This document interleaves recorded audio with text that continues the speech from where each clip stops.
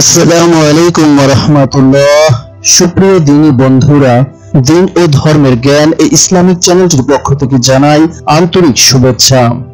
আল্লাহ তাআলা পবিত্র কোরআনের সূরা ইউনূসের ৬২ নং আয়াতে বলেছেন, আলা ইন্না আউলিয়া আল্লাহি লা খাউফুন আলাইহিম ওয়া লা হুম ইয়াহজানুন। সাবধান, নিশ্চয়ই আল্লাহর বন্ধুদের কোনো ভয় নেই এবং তাদের কোনো দুঃখ ভাবনাও নেই। হাদিস শরীফে এসেছে, ইন্না আউলিয়া আল্লাহু লা ইয়ামুতুন বাল ইয়ান্তাকিলু মিন দারুল ফানা ইলা দারুল বাকা। অর্থ, নিশ্চয়ই আল্লাহর বন্ধুদের কোনো মৃত্যু নেই, বরং তারা স্থানান্তরিত হয় ধ্বংসশীল ইহজগৎ হতে স্থায়ী পরজগতে। চলুন শুনে আসি তেমনি এক আল্লাহর বন্ধু সম্পর্কে। অল্প বয়সী একটি ছেলে, বয়সের তুলনায় রীতিমতো গম্ভীর আর ভাবুক, কোথাও বড় একটা যায় না, কোনো দাওয়াতে কিংবা অনুষ্ঠানেও না, চুপচাপ বসে থাকে নির্জনে আর কত কি ভাবে। সেই ছেলে একদিন এক অপূর্ব স্বপ্ন দেখল। স্বয়ং রাসূলুল্লাহ সাল্লাল্লাহু আলাইহি ওয়াসাল্লাম তাকে জিজ্ঞেস করছেন, হে বালক, তুমি কে? বালক উত্তর দিল, ইয়া রাসূলুল্লাহ, আমি আপনার এক অধম উম্মত। তিনি তখন তাকে তার কাছে ডাকলেন আর তার পবিত্র মুখের লালা মোবারক বালকের মুখে ঢুকিয়ে দিলেন। তারপর বললেন, যাও, তুমি আল্লাহর বরকত লাভ করবে। ওই রাতেই সে আরো একটি স্বপ্ন দেখল। হযরত আলী রাদিয়াল্লাহু আনহু তার হাতের আংটি খুলে তার আঙ্গুলে পরিয়ে দিল। এমন পরম সৌভাগ্যবান বালক পরবর্তীকালে বিশ্বজোড়া খ্যাতির অধিকারী হন। পৃথিবী তাকে জানে হযরত ইমাম শাফিঈ রাহমাতুল্লাহ আলাইহির নামে। মাত্র 13 বছর বয়সেই তিনি ঘোষণা করেন, কারোর কিছু জানা থাকলে তার কাছে জেনে নিতে পারে। আর 15 বছর বয়সেই তিনি ফতোয়া দিতে শুরু করেন। শরীয়ত, তরিকত, মারেফত ও হাকিকতের সমুদ্রের তিনি এক সফল ডুবুরি এবং মণিমুক্তাপূর্ণ এক খনি। হযরত আহমদ ইবনে হাম্বল রাহমাতুল্লাহ আলাইহির মতো অভিজ্ঞ ও বিজ্ঞ ব্যক্তিও তাকে প্রচুর সম্মান দিতেন। অনেক সময় তার দৃষ্টিকটু দেখাতো বলে কেউ কেউ বলতেন, একজন বয়োকনিষ্ঠ ব্যক্তিকে এমন সম্মান প্রদর্শন শোভনীয় নয়। হযরত আহমদ ইবনে হাম্বল রাহমাতুল্লাহ আলাইহি বললেন, তিনি আমার চেয়ে অনেক বেশি জানেন, আর তার সাহচর্যে থেকেই আমি হাদিস শাস্ত্রের বিশ্লেষণ ব্যাখ্যা শিখেছি। তিনি না থাকলে আমি জ্ঞানের দরজায় শুধু দাঁড়িয়েই থাকতাম, ভেতরে যাওয়া সম্ভব হতো না, আর ফিকহ বিদ্যার দরজা চিরতরে বন্ধ থাকতো। আহমদ ইবনে হাম্বল রাহমাতুল্লাহ আলাইহির মতে ইসলামে ইমাম শাফিঈ রাহমাতুল্লাহ আলাইহির অবদান সর্বাপেক্ষা বেশি। হযরত সুফিয়ান সাওরী রাহমাতুল্লাহ আলাইহির মতে যদি ইমাম শাফিঈ রাহমাতুল্লাহ আলাইহির জ্ঞান এক পাল্লায় আর পৃথিবীর অর্ধেক লোকের জ্ঞান অন্য পাল্লায় চড়ানো হয়, তাহলে হযরত ইমাম শাফিঈ রাহমাতুল্লাহ আলাইহির পাল্লাই ভারী হবে। হযরত বেলাল খাস রাহমাতুল্লাহ আলাইহি বলেন, আমি হযরত খিজির আলাইহিস সালামকে জিজ্ঞেস করলাম, আপনার অভিমত কি? তিনি বলেন, শাফিঈ রাহমাতুল্লাহ আলাইহি এক বিশেষ শ্রেণীর ওলীদের অন্তর্ভুক্ত। আল্লাহ প্রতি 100 বছরের মাথায় একজন ধর্মজ্ঞানীকে পৃথিবীতে প্রেরণ করেন, আর তিনি ধর্ম বিষয়ে পৃথিবীর মানুষকে শিক্ষা দেন। হযরত ইমাম শাফিঈ রাহমাতুল্লাহ আলাইহি এমনই একজন আশীর্বাদ প্রাপ্ত মানুষ, মহাজ্ঞানী, মহাতাপস। তার প্রথম শিক্ষাগুরু হযরত সলিম রাই রাহমাতুল্লাহ আলাইহি। উপযুক্ত মায়ের উপযুক্ত সন্তান তিনি। তার বিদুষী জননীকে দেশের লোক যেমন শ্রদ্ধা করতেন, তেমনি বিশ্বাসও করতেন। অনেকে তার কাছে অনেক কিছু আমানত রাখতেন। একবার দুজন লোক কাপড় ভর্তি একটা বাক্স রাখলেন। কিছুদিন পর একজন এসে তা নিয়েও গেলেন, কিন্তু আবার কিছুদিন পর অন্যজন এসে আবার বাক্স চাইলেন। তাকে বলা হলো তার সাথী বাক্সটি নিয়ে গেছেন। তখন তিনি বললেন, আমরা দুজনে যে জিনিসটি রাখলাম আপনি তা একজনকে দিবেন কিভাবে? বলা বাহুল্য, ইমাম জননী খুব অপ্রস্তুত হয়ে গেলেন। তার লজ্জার সীমা রইল না। ইমাম ঘটনাটি শুনে এক মুহূর্ত কি যেন ভাবলেন, তারপর বললেন, কিন্তু আপনি বা বাক্স নিতে একা এলেন কেন? আপনার সঙ্গীকেও আনতে হবে। তার কথা শুনে বেচারা চুপ করে গেলেন আর নিঃশব্দে চলে গেলেন সেখান থেকে। তার সর্বজন বিদিত গুরুর নাম ইমাম মালিক রাহমাতুল্লাহ আলাইহি। ইমাম শাফিঈ রাহমাতুল্লাহ আলাইহি যখন তার শিষ্যত্ব গ্রহণ করেন তখন তার বয়স প্রায় 70। ইমাম শাফিঈ রাহমাতুল্লাহ আলাইহি তার পীরের বাসভবনে দরজায় দাঁড়িয়ে থাকতেন দারোয়ানের মতো। কেউ কোনো ফতোয়া লিখে নিয়ে যখন বেরিয়ে যেতেন তখন তিনি দরজায় বসে তা গভীর মনোযোগ দিয়ে পড়ে পড়ে দেখতেন। কোনো অসঙ্গতি চোখে পড়লে সংশ্লিষ্ট ব্যক্তিকে আবার ভেতরে ইমাম মালিক রহমাতুল্লাহ আলাইহির কাছে পাঠিয়ে দিতেন, যেন তিনি সেটি আবারও পরীক্ষা করে দেখেন। আর ইমাম মালিক রহমাতুল্লাহ আলাইহি বুঝতে পারতেন তার শিষ্যই ঠিক। বলা বাহুল্য, শিষ্যের যোগ্যতায় তিনি যেমন আনন্দ তেমনি গর্ববোধ করতেন। বাগদাদের সিংহাসনে তখন খলিফা হারুনুর রশিদ। এক রাতে বেগম জুবাইদার সঙ্গে তার তুমুল ঝগড়া। বেগম তো খলিফাকে বলেই বসলেন জাহান্নামী। বাদশাও কম যান না, পত্নীর সঙ্গে গলা মিলিয়ে তিনি বললেন, যদি আমি জাহান্নামী হই তবে তুমি তালাক। আর এরপরে তারা পরস্পরে পৃথক হয়ে গেলেন। ডাক পড়ল বাগদাদের বিজ্ঞজনের। সমস্যাটা তাদের সমীপে পেশ করা হলো। সবাই বলতে লাগলেন, বাদশাহ জাহান্নামী না জান্নাতি তা আমরা জানবো কি করে? অর্থাৎ সমস্যার সমাধানে সূত্র পাওয়া গেল না। এমন সময় এক বালক সভাস্থলে দাঁড়িয়ে বলল, আমাকে এই মাসআলার সমাধান দিতে আজ্ঞা হোক। বলে কি ছেলেটা পাগল নাকি?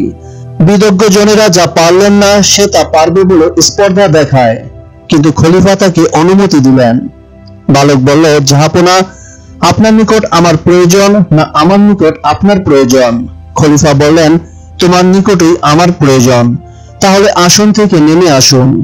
তার কারণটাও সে বলে দিল। অর্থাৎ আলেমগণের স্থান উচ্চে, আল্লাহ তাদের বেশি সম্মান দিয়েছেন। খলিফা হারুনুর রশিদ সঙ্গে সঙ্গে নিচে নেমে এসে তার আসনে বালককে বসিয়ে দিলেন। এবার সে বাদশাকে প্রশ্ন করেন, আপনি কি কখনো শক্তি ও সুযোগ থাকা সত্ত্বেও পাপের কাজ না করে কেবল আল্লাহর ভয়ে তা থেকে বিরত থেকেছেন? খলিফা বললেন, আল্লাহর কসম, বহু ক্ষেত্রেই এমনটি হয়েছে। ছেলেটি বলল, তাহলে আমি ঘোষণা করছি নিঃসন্দেহে আপনি জান্নাতি। সঙ্গে সঙ্গে স্বর্গে পড়ে গেল। বিদজ্ঞ জনেরা সমস্যারে বলে উঠলেন, তুমি কোন যুক্তি প্রমাণে বলে একথা বলছো? সে বলল, কেন, পাক কোরআনেই তো এর স্পষ্ট প্রমাণ রয়েছে। আল্লাহ পাক ঘোষণা করেছেন, আল্লাহর ভয়ে ভীত হয়ে যে ব্যক্তি প্রবৃত্তিকে পাপ কর্ম থেকে বিরত রাখে নিশ্চয়ই জান্নাত তার জন্য অবধারিত। সভা স্তম্ভিত হয়ে গেল। এত অল্প বয়সে যার এমন বিরল প্রতিভা, পরিণত বয়সে না জানি আল্লাহ তাকে আরো কত আলোকিত করবেন। আমরা জেনেছি স্বপ্নযোগে যে বালক রাসূলুল্লাহ সাল্লাল্লাহু আলাইহি ওয়াসাল্লামের পবিত্র মুখের লালা মোবারক লাভ করেছিল, আংটি পেয়েছিল বিরল কেশরী হযরত আলী রাদিয়াল্লাহু আনহুর কাছ থেকে। সেই বালক। আর সেদিনের সেই বালকই পরিণত বয়সে হযরত ইমাম শাফিঈ রাহমাতুল্লাহ আলাইহি হিসেবে জগৎ বিখ্যাত হয়েছে। মহানবী সাল্লাল্লাহু আলাইহি ওয়াসাল্লামের বংশধরগণের প্রতি তার ভক্তি ও সম্ভ্রমবোধ ছিল অসাধারণ। আর এই ভক্তির সূত্রপাত বাল্যকালেই। শোনা যায় পাঠ্য জীবনে তিনি একবার পড়াশোনা করেছেন। নবী বংশী এক ছেলে দরজায় খেলা করছিলেন।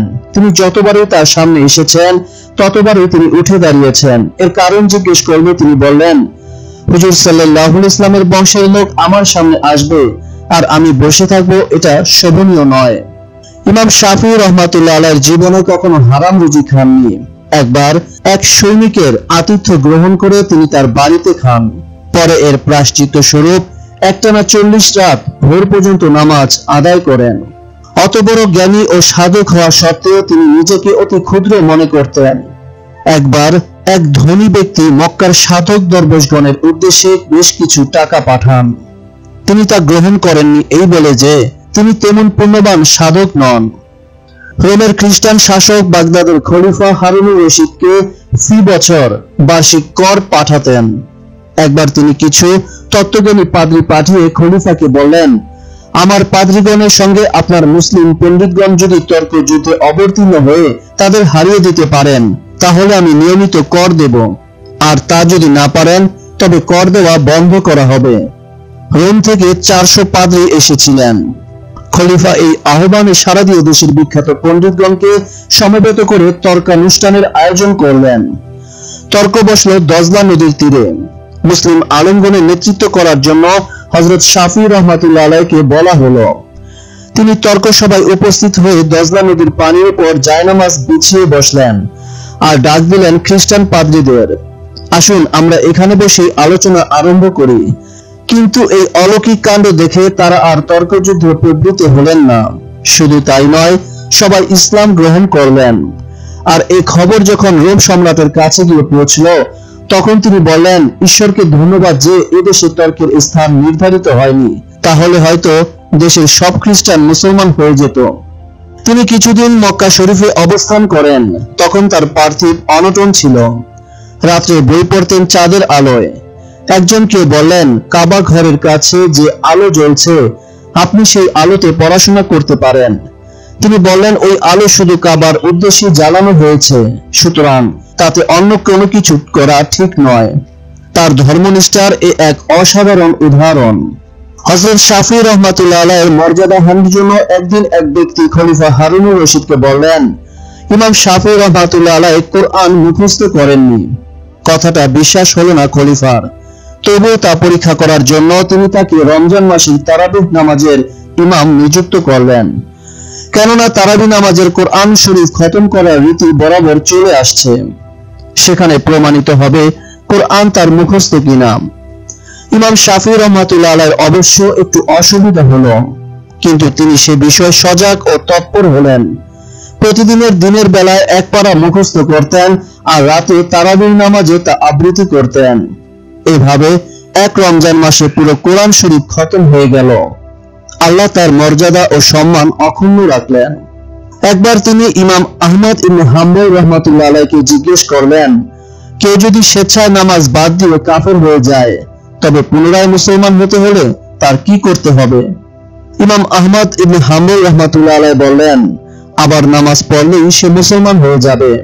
ইমাম শাফি রাহমাতুল্লাহ আলাইহি তাকে ঘুরিয়ে প্রশ্ন করলেন, যখন সে কাফেরই হয়ে গেল, তখন সে অবস্থায় নামাজ পড়লে তা শুদ্ধ হবে কিভাবে? ইমাম আহমদ রাহমাতুল্লাহ আলাইহি তার এই সূক্ষ্ম উত্তরে নিশ্চুপ হয়ে রইলেন। হযরত শাফি রাহমাতুল্লাহ আলাইহি বলতেন, যার কাছ থেকে আমি নীতিমূলক একটি অক্ষর শিক্ষা করেছি, তিনিই আমার শিক্ষাগুরু। তিনি আরো বলতেন, যিনি অযোগ্য ব্যক্তিকে বিদ্যা দান করেন, তিনি বিদ্যার মর্যাদা নষ্ট করেন। আবার যিনি যোগ্য ব্যক্তিকে বিদ্যার্জন থেকে বঞ্চিত রাখেন, তিনিও অত্যাচারী ন্যায়, অর্থাৎ তিনি বিদ্যার মর্যাদা রক্ষা করেননি। তিনি একজনকে বলেন, অন্যের মতো ধন সম্পদ সঞ্চয় করতে পারলে না বলে দুঃখ করো না, কারণ যে ধন সম্পদ সঞ্চয় করেছে সে তা ফেলে রেখেই মৃত্যুবরণ করেছে, তা দিয়ে তার কোনো উপকার হয়নি। বরং তুমি ইচ্ছা পোষণ করো যে অমুক লোক যে রূপ ইবাদত করেছে, যদি তেমন ইবাদত করতে পারতাম তাহলে কতই না ভালো হতো। তিনি আরো বলেন, কেউ মৃত ব্যক্তির উপর হিংসা করে না, অতএব জীবিতের উপরও হিংসা করা উচিত নয়, যেহেতু জীবিত একদিন মৃত্যুমুখে পতিত হবে। মানুষ টাকা পয়সা হারায়। ইমাম শাফি রাহমাতুল্লাহ আলাইহি একবার হারিয়ে ফেললেন কাজের সময়, আর হারানো সময়কে খুঁজতে লাগলেন মসজিদে, মাদ্রাসায়, বাজারে। অবশেষে তার সঙ্গে দেখা হলো কয়েকজন সুফি সাধকের। তারা বললেন, বিগত সময় আর ফিরে পাওয়া যায় না, এখন বর্তমানের মধ্যেই যা করার করে নিতে হবে, এই সময় যেন আবার হারিয়ে না যায়। ইমাম শাফি রাহমাতুল্লাহ আলাইহি বলেন, এক টুকরো রুটির বদলে আমাকে কেউ যদি দুনিয়া দিয়ে দেয়, আমি তা নেব না। রবিয়ে খাস আম বলেন, ইমাম শাফি রাহমাতুল্লাহ আলাইহি মৃত্যুর কিছুদিন পূর্বে স্বপ্ন দেখলাম। হযরত আদম আলাইহিস সালামের মৃত্যু হয়েছে আর লোকজন তার মরদেহ বাইরে আনার ব্যবস্থা করছেন। ঘুম থেকে জেগে উঠে আমি এক আলেমের কাছে এর ব্যাখ্যা চাইলাম। তিনি বললেন, বর্তমান কালের সবচেয়ে জ্ঞানী ব্যক্তি এই দুনিয়া থেকে বিদায় নেবেন। হযরত আদম আলাইহিস সালাম তার বিদ্যাবত্তার জন্যই ফেরেশতাগণের চেয়ে শ্রেষ্ঠ বলে গণ্য হন।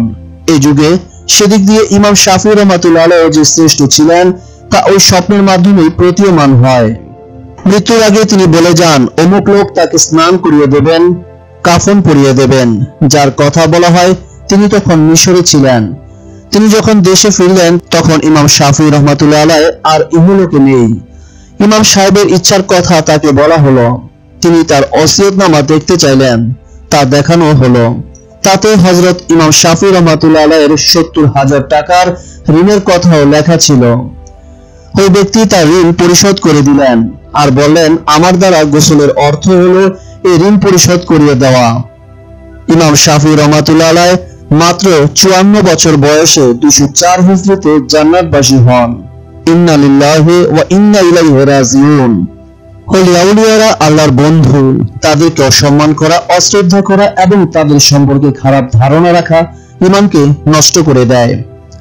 আল্লাহর সাথে যাদের বন্ধুত্ব, তাদের সম্পর্কে খারাপ ধারণা রাখলে মহান রবের অসন্তুষ্টি ও রোষের কোপানলে পড়তে হয়।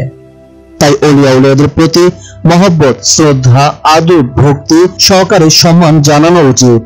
অলিয়া উলিয়াগণ আল্লাহর সুবাস, তাদের সাথে আল্লাহর মধুর রহস্যময় সম্পর্ক।